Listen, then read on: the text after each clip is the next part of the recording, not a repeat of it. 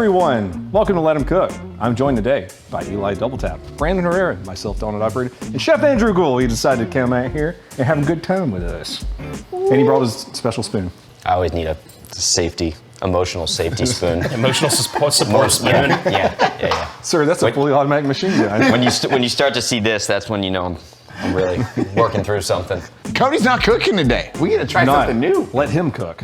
I don't know what we're doing. He said get meat, vegetables, and fresh herbs and butter. And so I did that. And I don't know what's happening. And I don't know what's happening either, so that's why this will be fun. That's the fun part. Will there be a vegan option? Yes, yeah. We've got salt. Bought some cage-free zucchini and squash. You'll be happy. Free roam. Fucking free roam fucking mushrooms. Cruelty-free potatoes. Yeah. All right, prairie oysters. Oh yeah, we're gonna start it off so we do a prairie oyster until Brandon doesn't vomit. So the sooner he gets this down, the sooner we don't have to do a prairie oyster shot. God, I hope today's the day. It's not gonna be, but Today could be the day. it could be the day. All right, get to it. Separate your own yolks. All right, I'm sitting this one out. You don't get to sit this one out, man. I'll do it after we at least get one food item going. Otherwise, that could be it. That could be it for me. That's fine. I don't get to set it out. It is no It is a thing. I cannot do these. Like, it is immediate gag He's reflex gonna for me. vomit it instantly. We're the only ones that can do Brandon does his by the sink for a reason. All right, I'm in. this. Yes, my Yeah, man. attaboy. I love how I start talking about how, oh, these always make me puke, and now you're about it. You just want to flex? I'm a masochist, so. Now, if I do start throwing up, Lauren's a chef, she can step in. Okay. So. Beautiful. I think she said she wanted a prairie oyster as well, but I heard it too. No, thank you. I'm already gagging. do some pepper. This is the Abby Singer of shots right here. This is the last one. English, Jake, English. Oh, sorry. This is martini. Oh. Is that better? Worcestershire. It has gin in it. Light gin for me, but that's gonna be is that interesting. okay? Yeah. Ever since the accident, gin's been tough for me. Oh, we're gonna get along so good. Dad, the accident was This yours. is like, when you meet those people, you're like, oh, it's gonna be one of those relationships. Everyone, this is delicious. All right. That's how friendships are forged. Delicious.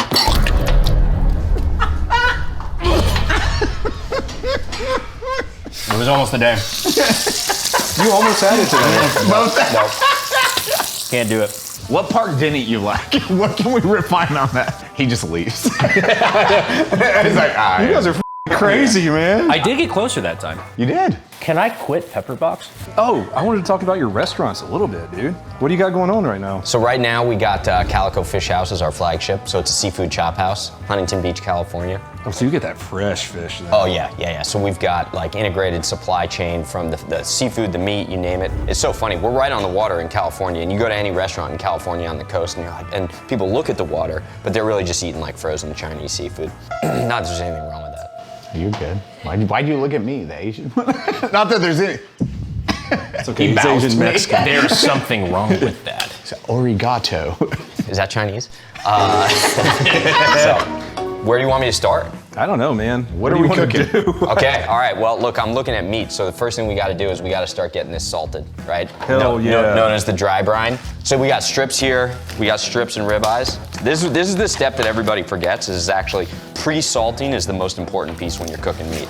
Any meat, right? Am I right on? It's supposed to be like 10 minutes before. You want it to sit for like 10 to 30? You or- can do this, it starts working at 10 minutes, but you can do it up to 24 hours. Okay, depending on the perfect. thickness of the steak, right? So like this one, I wouldn't do more than like 2 hours. We're obviously not gonna do it for 2 hours, but even just getting it done before we like cook it, right? We got MSG too. Okay, MSG we'll definitely use. But season it as you normally would on both sides. I'm getting a little meat on the side of your salt, so you guys are gonna wanna call the health department. Do you want to preheat anything? Let's throw the oven on, but let's throw the oven on to just like 225, 250. Cody, you're supposed to say yes, chef. We chef. We said, he slaps you. We're like, whoa. The amount of sodium you use is like, a lot of people skimp out. They just do that and dabble. You show it a lot where you're just like, no. People are afraid of salt, like, because they think sodium, right? Like you said, sodium, which is a bad word. But like the sodium you got to worry about is the sodium in all your processed food, right? Like finishing salt, that's not gonna do anything bad to you. Right? We eat, like we get up in the morning, we have like a tablespoon of salt, the whole family, we sit around, we just eat salt. Very California of you. Do what? Yeah, we eat salt. Well, it's part of, and then we break out the crystals. Rubbing crystals on each other. Yeah. I'm like, Positive energy today. Yeah. Positive energy. That's why I was walking with a limp, because she used the jagged crystal on my ass this morning. So you know what's funny though? Like, so already, you see the moisture that's coming to the surface? What's happening is that the salt's going into the meat, it's penetrating the meat. Giggity. And then what's gonna happen is then it comes back out. It brings moisture out of the meat. It's gonna go back into the meat. Every single time the salt and the moisture goes in and out, it's breaking down the protein fibers. So you're getting a little bit more tender of a bite, and you're actually seasoning the meat all the way through. And what's the salt gonna do? It's gonna amplify the beef. That's why I put a little salt in my underpants every day. Yeah, to amplify the beef. Yeah, exactly. Yeah. To draw the meat out. Yeah. Yes. So we're gonna let these sit for at least 10 minutes, okay? So while we let that go, I got this garlic. I want all your viewers, I want you guys to see a really cool trick. You're gonna take this with you for the rest of your life, right? We're gonna take some butter. This is awesome. Take a small sauce pot here. this is like Cody's happy as right now. He's like loving I'm it. just geeking out. I know. So I'm hanging on to every word he's saying. Cody, you're fired. Man, I lost my show the 5th episode.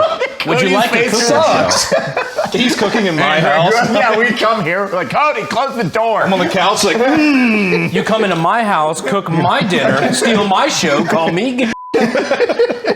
All right, so everybody loves roasted garlic, but it's pretty annoying. What we're gonna do though is we're gonna make a roasted garlic paste. It's also known as garlic confit, right? Confit is anything cooked in its own fat. So technically we're cooking it in butter, so it's not its own fat, but I don't think we're gonna get sued by the Food Network here. This is so simple, right? So you take however much garlic you have, you just barely cover it with water, right? Maybe 2 to 1 on the water. So we'll take like a half a stick of butter in here, right? So what's gonna happen, we're gonna throw this on the stove. The water's gonna cook the garlic's gonna get soft. Then when the water evaporates, the butter is gonna start to brown, the milk solids in the butter, and it's gonna roast into the garlic, and then all the garlic is actually gonna infuse inside the butter, and then it's gonna turn into a roasted garlic paste. So like you keep this, make a ton of this, make a big batch of this, keep it in your refrigerator, just do a dollop of it on anything or put it on toast, put it in food. We'll use it in the potatoes, but we'll just put this on the back of the stove to get this going. never seen that before ever. I know. I feel like I'm in a college class right now. You ever go into like, algebra 49 or whatever, and you sit down for the first 10 minutes of a lecture and you're like, I'm in the wrong class. This is way above my pay grade. Like I'm not ready for this. Look, water, butter, garlic. That's it. Water, butter, garlic. Oh, but you're pulling out all the secrets. Right, Like, and I don't know any of this tortilla shit. bean rice. Yeah, but I'm like water, What was that, ramen, Mr. Herrera? 2 minutes, enjoy. all right, so let's get going here. We got, you're gonna help me here, right? Okay. So we start picking some herbs. First thing I do is like, I'll always have just like a mixture of herbs picked, right? So we can all just start picking some of these herbs and then we'll chop it up, just throw it here on the cutting board. When people ask me, they're like, well, I wanna learn to cook. First thing I tell them, I'm like, you gotta have citrus, right? Or some sort of vinegar. I know you got vinegars in here. And fresh herbs and butter. That's it. Fresh herbs, butter, and some citrus, and you can pretty much fake the rest of it. While you guys are doing that, I'm gonna take these potatoes. I'm gonna get these boiling. Another thing that people don't really know how to work with potatoes, always start them off in cold water, right? Root vegetables, you always start in cold water and bring the temperature up. That way it cooks it kind of slowly from the inside out as the temperature comes up.